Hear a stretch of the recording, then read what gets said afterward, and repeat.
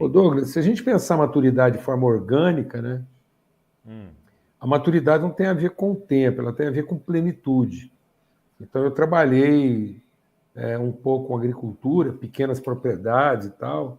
Então, alface completa o ciclo com uma semana, né? Coco completa o ciclo com 7 anos. Então, a maturidade na alface vai ser bem mais rápida que no coco. Então, não é uma questão de tempo, é uma questão de intensidade e plenitude.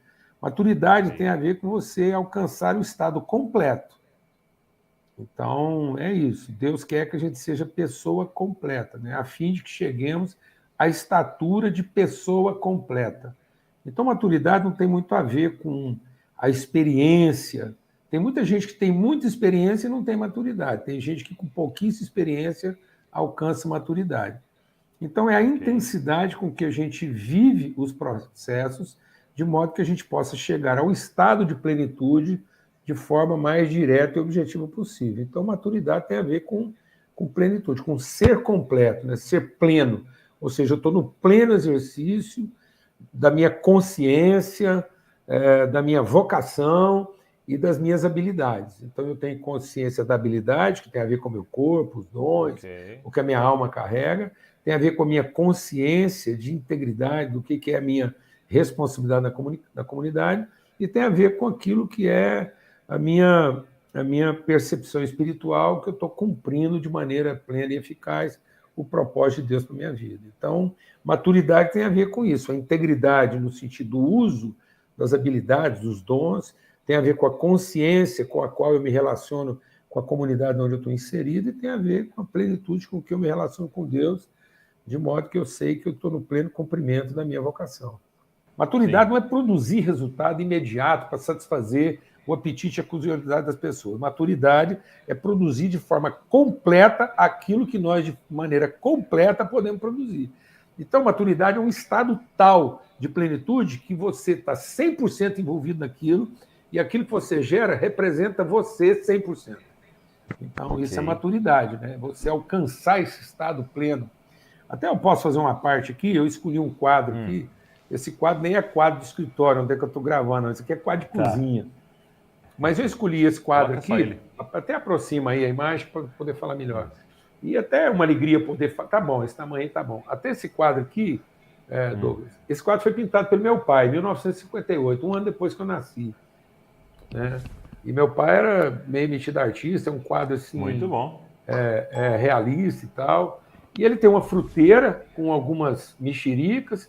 Aqui tem uma mexerica, uma bergamota, como o povo diz lá no sul, já descascada, algumas bananas e uma casca de banana. Né? Outro dia eu compartilhei, você estava lá, eu tava assim, se tem uma coisa que é frustrante, é fruto de plástico, né? Porque ela gera uma expectativa, mas não comunica com a virtude. Então, o que seria maturidade plena? Maturidade plena seria essa mexerica aqui já descascada, ou seja, a maturidade não tem a ver com a preservação. A maturidade tem a ver com a inteireza e não com a integridade no sentido da autoproteção. Então, aqui a mexerica alcançou seu estado pleno de maturidade, porque ela não está mais protegida.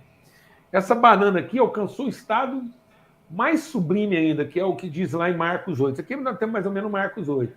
No Marcos 8 você tem planta, semente, primeiro a erva, depois o grão, depois o grão cheio da espiga, depois o corte. Então, maturidade é quando o fruto finalmente pode ser cortado e comido. Então, uma casca de banana significa mais maturidade do que uma banana. Porque é sinal que o propósito foi cumprido. Uma cama desarrumada representa um estado maior de maturidade que uma cama arrumada, porque significa que ela foi usada.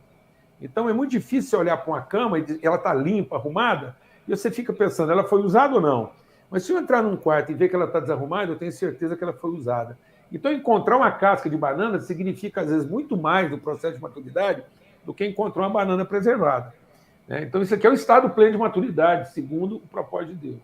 É você cumprir todo o processo a ponto de você, inclusive, não se autopreservar.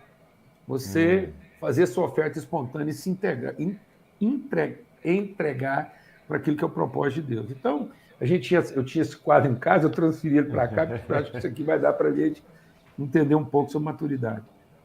Muito bom. Porque a gente aprendeu o tempo todo, coloca de volta para mim, a gente aprendeu ao tempo todo, ao nosso redor aqui, a se preservar, né? A se cuidar, né? A se poupar, né? E você está me dizendo que o ápice da maturidade é se entregar. É por isso que ter filhos amadurece tanto, né? Exatamente. E amadurece mais ainda quando eles se tornam pais, porque aí você sabe que você gerou um processo e não um resultado. Ok. Então, o grande estágio de maturidade é quando você finalmente produz um pai. Então, onde é que o Abraão alcançou maturidade? Quando ele preparou a faca para matar o filho. Ali era o estado de plenitude do Abraão, porque ele estava entregando o filho dele para a vida. E o Abraão só vai morrer quando finalmente o Isaac se tornou pai de filhos adultos. Então, Abraão vai Uau. morrer quando os netos dele já têm 14 anos de idade, porque agora ele sabe que ele gerou um processo. Então, maturidade não é produzir resultados, é gerar processo. Ok. Então, eu sei que eu alcancei o estado pleno de maturidade da minha vida quando eu posso me despedir da vida tendo gerado um processo e não apenas tendo produzido um resultado.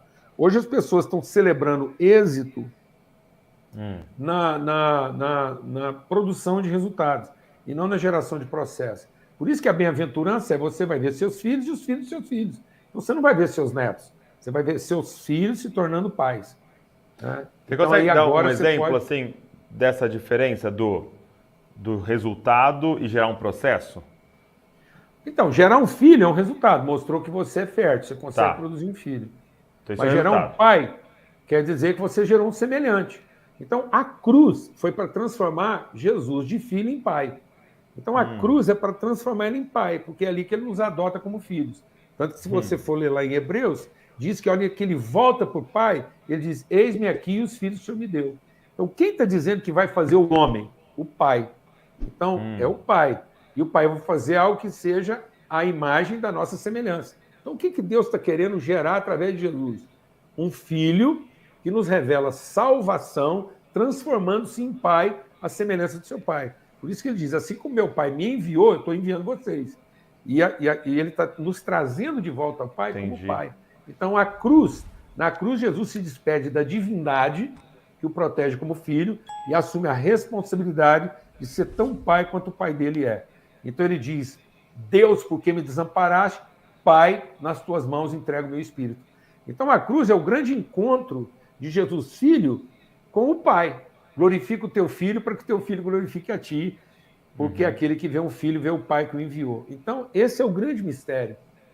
É um dia o seu filho ser pai como ele viu você ser. Né? E hoje, a grande dificuldade, hoje eu percebo, eu tenho chamado isso de síndrome do bom filho. A régua da excelência subiu tanto que os filhos querem permanecer filhos, mas não querem assumir a responsabilidade de ser pai. Porque tem medo de desapontar. Então nós estamos gerando uma geração de bons filhos que não querem assumir a responsabilidade de ser pai. Uau, é a síndrome do bom filho. Porque a régua filho. ficou alta. Hã? É a síndrome do bom filho. É o síndrome do bom filho, que não quer ser pai.